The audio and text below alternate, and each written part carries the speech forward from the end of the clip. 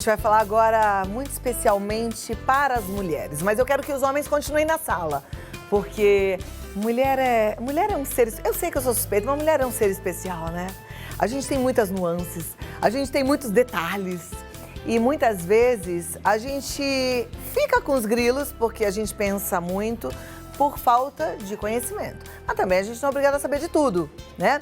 E é por isso que existe o Vida Melhor, para nos ajudar a entender melhor o funcionamento do nosso corpo. Eu falei para os homens ficarem junto, porque a gente vai falar da saúde íntima da mulher e os casados precisam entender isso junto, né? Às vezes sai até uma briguinha, uma faísca, por conta de um detalhe que a gente deixou de ouvir de um médico experiente. Como que eu tenho hoje aqui? Eu recebo o ginecologista e obstetra, doutor Alessandro Neves. Seja muito bem-vindo, doutor. Obrigado, Cláudia. Muito obrigada por estar aqui com a gente. Topar, tirar os grilos aí da mulherada. Eu imagino que no consultório as mulheres chegam lá com muitas dúvidas, com alguns grilos, inclusive, é verdade? É verdade. E essa questão do casamento, do envolvimento é muito importante, porque, infelizmente, a gente recebe no consultório frequentemente, na maioria das vezes, a mulher sozinha. O parceiro não está junto para ouvir as explicações. E uma das questões que, como você bem disse, gera ou pode gerar algum tipo de conflito é a questão das infecções vaginais, dos corrimentos. A gente sabe que a maior parte das vezes são micro-organismos que fazem parte já da vagina da mulher normalmente, né? E não tem nenhuma relação com infecção sexualmente transmissível. Mas sempre fica aquela dúvida, aquele grilo no casal. Por isso que é fundamental a gente sempre orientar, explicar, tirar as dúvidas para que um problema inflamatório localizado na vagina não se transforme num problema conjugal desnecessariamente, né? Isso é muito importante, né? Por isso que eu abri o leque aí para as perguntas. Temos bastante pergunta e a nossa intenção é essa, tirar os grilos. No 11 9 50 45 você pode mandar a sua dúvida, tá? Existe uma queixa mais frequente no consultório ou um problema ginecológico mais frequente? Olha, sem dúvida nenhuma, o corrimento é uma queixa super frequente e dentro desse assunto corrimento tem uma questão que sempre é trazida que é o corrimento que eu tenho é normal ou é uma doença? E parece uma coisa menos importante, mas é fundamental que a própria mulher consiga identificar aquilo que é normal e aquilo que está alterado dentro do seu organismo. Lembrando que os organismos são diferentes. Cada mulher tem um funcionamento, a gente tem que lembrar que a idade também influencia, depois da menopausa, algumas coisas mudam no organismo da mulher. Então, o que eu sempre digo para minhas pacientes em termos de corrimento é a característica. Então, é sempre importante a gente prestar atenção no nosso próprio corpo. Então, algumas mulheres têm uma secreção vaginal maior, outras têm uma secreção menor. A vagina é um órgão glandular. Então, é normal que a vagina produza secreção durante toda a vida da mulher. Como a nossa boca, né? A nossa boca é molhadinha, né? Exatamente. É assim. Então, é normal. É normal. Então, algumas mulheres, elas exteriorizam mais do que outras. Então, se é uma secreção normalmente transparente, que parece uma clara de ovo, não causa nenhum incômodo, não causa coceira, não tem um odor, um cheiro forte, provavelmente é uma secreção normal. Algumas mulheres têm a vida inteira, outras têm só em alguns momentos. Por exemplo, quando a mulher ovula, nesse período ovulatório, é normal que aumente um pouco essa secreção que é normal, que parece uma clara de ovo. Inclusive, para quem está tentando engravidar, é uma maneira da mulher saber que ela está no período fértil, se ela quer engravidar, é o melhor período para ter relação sexual e engravidar. Ah, que interessante. Mesmo depois que ela viu aquela clara de ovo, Exatamente. Não é que já passou, é aquele momento. É aquele momento, porque existe uma janela, né? Então, a gente sabe que o período ovulatório, ele acontece até 48 horas e o espermatozoide, por sua vez, também tem uma vida ali dentro dos órgãos genitais femininos de 48 horas. Então, tem uma janela de uns 4 dias, mais ou menos, onde a mulher pode ter relação sexual, sabendo que aquele é o melhor período para tentar engravidar. Então, olha como é importante conhecer o funcionamento do seu próprio organismo, né? Perfeito. Agora, quando não é o normal, nesse aspecto que você falou, sem cheiro, transparente, o que pode ser? Bom, a gente sempre pensa naquilo que é mais comum, mais frequente. Então, a primeira coisa, a gente precisa saber que a vagina, primeiro, é um órgão externo, é um órgão aberto. Então, está mais suscetível às influências, como, por exemplo, o uso de roupa, temperatura, umidade e outras questões. Mas na vagina existem uma série de micro-organismos, principalmente bactérias, que fazem parte da flora normal da vagina e que inclusive serve como um mecanismo de defesa. Então é fundamental que essas bactérias não só elas estejam na vagina, como estejam na quantidade certa, dentro da acidez adequada, para evitar infecções. Então são parece estranho a gente falar, né? Porque a gente pensa em bactérias, pensa logo em doença. Mas essas bactérias, elas nos ajudam a proteger a vagina da mulher. Como o nosso corpo todo, porque a gente tem bactérias Na no pele. nosso corpo, né? Exatamente. E a gente fala que são os soldadinhos do mal, mas eles também têm funções boas, então. O que a gente não pode é ter o desequilíbrio das bactérias boas e ruins, é isso? Aliás, como tudo na vida, né? Acho que o grande desafio é a gente buscar sempre esse equilíbrio. E esse equilíbrio está ligado à imunidade alta, a uma vida sem estresse? Sendo cada vez mais, né, parece uma coisa repetitiva, mas a gente confirma cada vez mais que esse equilíbrio, tanto dietético, o equilíbrio emocional, a atividade física, a importância dessas questões na vida da gente e especialmente também na vida da mulher, são importantes. Então, eu comentei sobre a acidez. Então, se você tem uma dieta, por exemplo, que você valoriza demais, por exemplo, suco de laranja, suco de limão em excesso, não é que não pode tomar, mas se você toma em excesso, você acaba acidificando demais a vagina. Isso pode favorecer alguns micro-organismos. E o oposto também é verdadeiro. Se essa acidez vaginal começa a diminuir demais, a gente também favorece outros tipos de infecção. Então, esse equilíbrio é importante. O estresse influencia diretamente. Então, se a gente está no momento Por de isso, vida... maridos, é que vocês não podem brigar com a gente. Marido não pode brigar com a mulher, porque senão a gente fica dodói. Não, e tem uma influência direta, né, no ciclo menstrual e Muda também tudo no mesmo. Doutor, 2 minutos e eu volto já. Nossa introdução foi perfeita, mas a gente vai a fundo nesse assunto. Doutor Alessandro Neves, eu vou começar com as perguntas já, lá. tá? Tem bastante participação, acho que a gente já introduziu bem o assunto. Agora te ajudar, né, amiga? Obrigada a você que já mandou a sua pergunta. Vamos para a tela. A primeira pergunta, ela não quis se identificar. É prejudicial à saúde ficar sem relações sexuais por vários anos? Eu já estou nos 40 e tenho libido, mas decidi não me relacionar. Não, eu acho que a gente precisa se desprender dos rótulos, né, e dos preconceitos. Então, se é uma opção pessoal de não ter vida sexual e isso faz ela feliz, não há problema nenhum, do ponto de vista fisiológico e biológico, não vai trazer nenhum tipo de transtorno. Perfeito. Próxima pergunta na tela.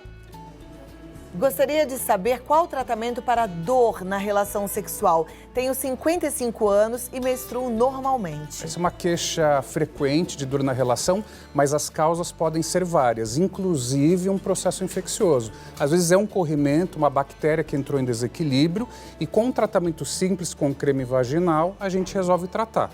A gente resolve o problema, mas existem outras doenças que podem também dar dor na relação sexual que precisam de uma investigação mais complexa. Então, obviamente, a recomendação é procurar o ginecologista para um exame físico. A maioria das vezes a gente consegue resolver com tratamento simples. E se for uma inflamação, existe inflamação cujo corrimento não tem cheiro, não tem cor, não tem nada? É difícil. Normalmente é um corrimento ou amarelado, ou acinzentado, ou esverdeado. Pode ser bolhoso quando tem bactéria que produz muita secreção aerosa e normalmente tem coceira e um cheiro forte. É muito difícil a gente encontrar um corrimento que não incomoda, não tem cheiro, é transparência e é alguma coisa doente. Normalmente dá um sinal. Normalmente a mulher percebe que é alguma coisa que ela não está acostumada. Perfeito. E é normal uma mulher com 55 anos menstruar ainda?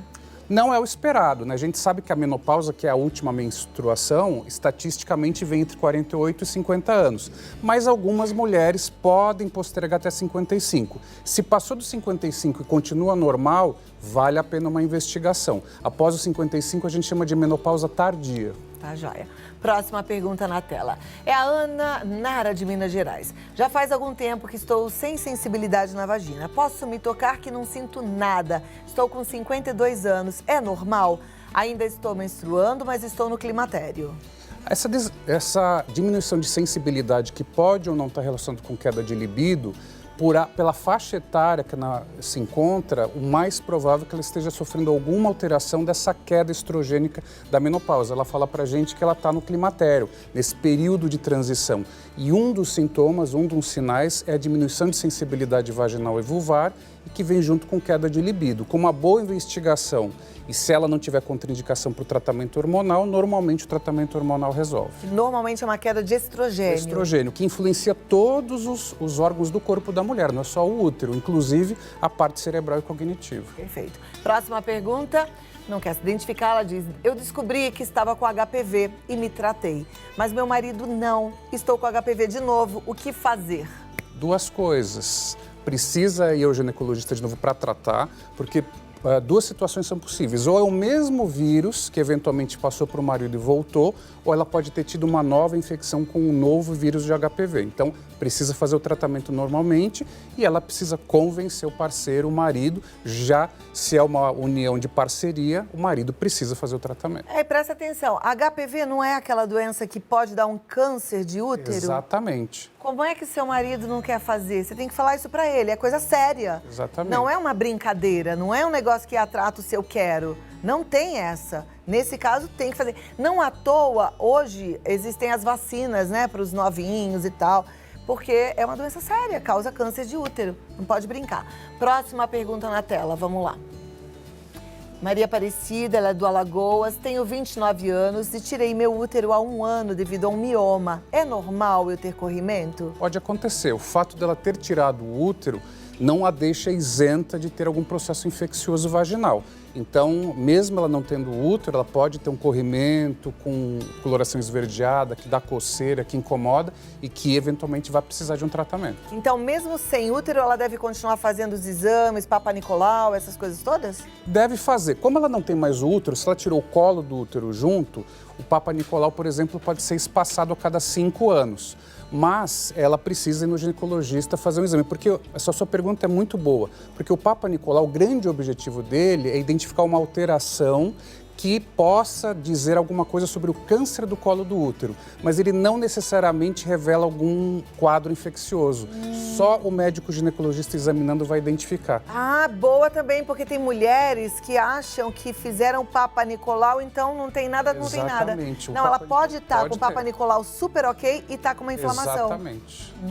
Volta aqui em 2 minutos. Ótimo. Olha lá, tô amando as perguntas, vocês são demais. E eu espero estar te ajudando também, viu? Porque aqui você não precisa ficar com constrangimento nenhum. Vamos perguntar e o médico responde. Temos mais perguntas, doutor. Vamos lá. Já vamos para a tela para a gente não perder tempo, que o negócio aqui é te ajudar, você que está em casa. A Sandra, ela pergunta: boa tarde, tem algum tratamento caseiro para coceira íntima? Esse é primeira coisa, a gente precisa sempre orientar a evitar a automedicação. Mas a gente sabe que, por exemplo, quem sofre com candidíase de repetição, e o principal sintoma da candidíase é a coceira, uma coisa que dá para fazer em casa para aliviar o sintoma, não vai tratar, mas vai dar uma aliviada boa, é fazer um banho de assento com bicarbonato de sódio, porque a cândida, o fungo gosta de acidez e o bicarbonato de sódio vai diminuir a acidez vaginal. Então, pegar uma bacia, colocar uns 2 litros de água morna, 1 ou 2 colheres de sopa de bicarbonato, mistura bem, fazer banho de assento quantas vezes quiser, vai aliviar o sintoma, mas não vai tratar a candidíase. E para tratar a candidíase, o que é necessário fazer? Olha, identificando que a candidíase, hoje em dia a gente tem várias opções de tratamento. Ou a gente usa o famoso creme vaginal por um período maior, a candidíase precisa tomar uns 10 a 14 dias. Ou tem a opção de fazer o tratamento via oral, tomando comprimido, ou, dependendo se for já um caso mais grave, associar os dois, o creme vaginal e também o comprimido, e muitas vezes precisa tratar o parceiro, mas nem sempre, depende de cada caso. Às vezes, tratando só a mulher já resolve o problema, né? Perfeito. E mais uma dúvida em relação à candidíase, já que a gente tocou nesse assunto. A candidíase é uma dessas doenças que pode ter a ver só com a mulher, um desequilíbrio das bactérias boas e ruins. A candidíase é causada, então, por um fungo. É um fungo, né? Esse fungo, ele existe normalmente na vagina, mas também faz parte da flora intestinal. Então, se ela tiver um desequilíbrio, a gente já falou do estresse, uma dieta, começa a comer qualquer coisa sem nenhum critério, Então pode haver um desequilíbrio na flora intestinal. Como a proximidade do ânus da vagina é muito perto, então você pode ter uma infecção ascendente. Esse fungo vai do intestino e vai lá para a vagina. E é verdade que essa coisa de ficar de biquíni molhado o dia inteiro também pode dar candidíase? Pode piorar, porque a cândida, além da acidez, ela gosta de umidade. Então, se não tomar cuidado com a umidade, favorece a candidíase. Então, assim que possível, chegou da praia ou da piscina, não ficar com aquele biquíni molhado. Já se trocar e enxugar bem é o mais importante. Muito bem. Próxima pergunta na tela. Não quero me identificar. Tive um corrimento coalhado, de cor branca, como um leite mesmo. O que poderia ser? É comum? Essa descrição é muito característica de candidíase. A candidíase, ela normalmente tem esse aspecto de leite coalhado, são gruminhos brancos e normalmente acompanhado de muita coceira. Então, essa é uma descrição bem característica de candidíase, importante ao médico e provavelmente vai precisar de um tratamento. Legal. Próxima pergunta. Tenho 45 anos e percebi que minha vulva cresceu. Isso é normal? Em algumas mulheres, principalmente na pós-menopausa, a gente não sabe se ela já está nessa fase do climatério ou não, o estrogênio ele deixa de estimular os colágenos e as fibras musculares. Então pode haver um desequilíbrio, então um lábio pode ficar maior do que o outro, pode aumentar um pouquinho em relação ao outro, até os dois. Então isso pode acontecer. Precisa ser avaliado e tem, dependendo do caso, tem algum tipo de tratamento. Tá joia. A gente vai ficando velho, vai crescer. Eu já sei que cresce orelha, né? Cresce nariz para baixo, não é assim? Já me contaram isso. Agora essa eu não sabia. Mais uma, gente. Bora, próxima pergunta na tela. O que poderia ser quando ao urinar sai um pouco de espuma? Então, precisa investigar. Às vezes pode ter alguma alteração da concentração de proteína no sangue, eventualmente pode ser uma infecção ou pode não ser nada. Então, assim, a primeira coisa é ir ao médico para fazer um exame de urina inicialmente, dependendo do caso, investigar um pouco mais. Pode ser que não seja nada, mas vale a pena investigar. E deixa eu falar uma coisa aqui para vocês. Eu sei que é muito comum dúvidas como essa serem questionadas lá no Dr. Google. O Dr. Google não é médico e muitas vezes a gente lê coisa errada e em outras vezes a gente vê coisas que nos assustam muito, que tiram a nossa paz. Então, por favor, não brinca com o teu corpo, nada de Dr. Google. É o médico mesmo, faz exame e leva a sério. O seu corpo merece respeito. Próxima pergunta na tela, vai lá. Não quero me identificar. Minha filha tem 11 anos, já posso levá-la ao ginecologista por conta do corrimento? Sim, às vezes esse desequilíbrio das bactérias pode acontecer ainda na adolescência ou no final da infância. Então é importante levar o ginecologista, inclusive para dar as orientações de higiene, como fazer higiene íntima, se vai ao banheiro fazer xixi ou cocô, qual é o procedimento correto. Mas deixa eu te perguntar uma coisa, nessa idade existe o exame ginecológico? Não, a gente vai fazer um exame ginecológico externo apenas. Então, uma menina de 11 anos, que ainda é virgem, a gente precisa fazer, porque às vezes ela está com uma queixa vaginal, nós vamos examinar e na verdade ela está com uma infecção de fungo na virilha, não é nem no genital. Né, que a gente chama de TINA. Então, a gente faz o exame externo para identificar alguma alteração, às vezes uma malformação. Essa menina nasceu com alguma malformação e não foi identificada ainda. É um exame externo e a gente, às vezes, precisa entrar com tratamento. Eu tô perguntando isso porque é bom a gente ficar esperta, né, gente? Oh, meu Deus do céu, o mundo tá tão esquisito, é bom a gente ficar atenta a tudo.